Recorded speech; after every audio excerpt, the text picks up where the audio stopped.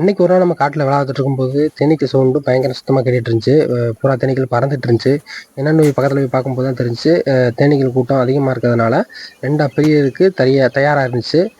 அதனால தான் வந்து உள்ளே இருக்க தேனீக்கள் பூரா வந்து வெளியே இருக்க பெட்டியில் வந்து ஒட்டிகிட்டு இருந்துச்சு. அது இன்னும் கொஞ்ச நேரத்தில் வெளியே பிரிஞ்சு போகிறதுக்கு ரெடியாக இருக்குது.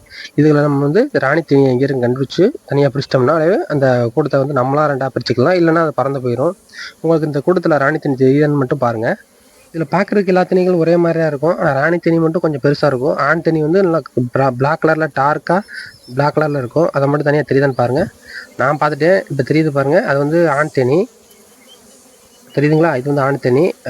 ராணி தேனி அது பக்கத்துலேயே தான் இருக்குது. நீங்கள் முடிஞ்சால் கண்டுபிடிங்க பார்க்கலாம்.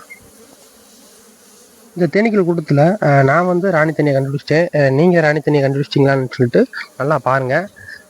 ராணி தேனி வந்து கீழே இல்லை மேலே மட்டும்தான் இருக்குது. மேலே கொஞ்சம் தேனீக்கள் தான் இருக்குது. அதுலேயே வந்து ராணி தேனி வந்து அப்படியே ஓடிக்கிட்டே இருக்குது. நல்லா பாருங்கள், நல்லா கூர்ந்து பாருங்கள். அது மட்டும் தனியாக தெரியும், கொஞ்சம் பெருசாக தெரியும். எல்லா தேனீகளும் வந்து ஃபஸ்ட் டைம் பார்க்கும்போது ஒரே மாதிரி தான் இருக்கும். நல்லா நீங்கள் ஒத்து பார்த்தீங்கன்னா கொஞ்சம் பெருசாக தெரியும். தெரிஞ்சால் மட்டும் பாருங்கள். நான் ஜூம் பண்ணி கூட காட்டுறேன் பாருங்கள். இது பக்கத்தில் தான் இருக்குது. இது பக்கத்தில் கிடையாது, இந்த சைடு தள்ளி இருக்குது. தெரியுங்களா? இப்போ தெரியுது, நல்லா தெரியுது. அது மேலே தான் வந்து தேனீக்கள் வந்து ஏறிக்கிட்டு இருக்கு. ஜூம் பண்ணி தெரியுதுங்களா? இதில் இது கிடையாது. இந்த இருக்குது பாருங்கள். இதுதான் வந்து ராணி தேனி. தெரியுதுங்களா? இதுதான் கொஞ்சம் பெருசாக இருக்கும். இப்படி தான் ராணி தேனியை கண்டுபிடிக்கணும். கொஞ்சம் நல்லா இப்போ டெய்லி ஒரு 2 தடவை 3 தடவை பார்த்தீங்கன்னா கண்டிப்பாக நீங்களும் வந்து ராணி தேனியை கண்டுபிடிச்சிருவீங்க. இதை வந்து நம்ம தனியாக தீப்பெட்டியில் அடைச்சி தனியாக 2ஆக பிரிச்சிட்டோம்.